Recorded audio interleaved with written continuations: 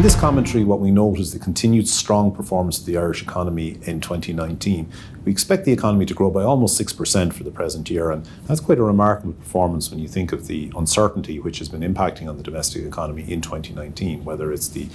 continued issue around Brexit, or whether it's the moderation in global economic conditions, which pans out particularly from the deterioration of the relationship between the Chinese and the US economies. In particular, though, what we do is we focus on the performance of the Irish residential market over the last 10 years, and we look at the spread or the divergence in the performance of key housing market indicators. So in particularly, we look at the rental indicators that we estimate for the Rental Tenancy Board, which are estimated over 166 local electoral areas in the Irish country. What we see is that particularly when the rental market was beginning to improve from around 2012 onwards, we see a significant increase in the spread or in the divergence of rents across the country between that period and roughly 2015. And what that suggests is, first of all, it suggests that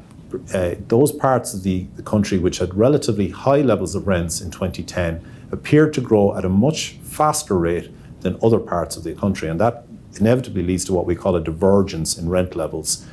over that period. I suppose more generally, rent levels in a particular part of the country tend to be closely associated with the underlying economic conditions in that part of the country. So if you notice a significant spread or an increased divergence in rent levels across the country, what you are almost certainly picking up as well is a divergence or a spread in underlying economic conditions across the country over that period in question.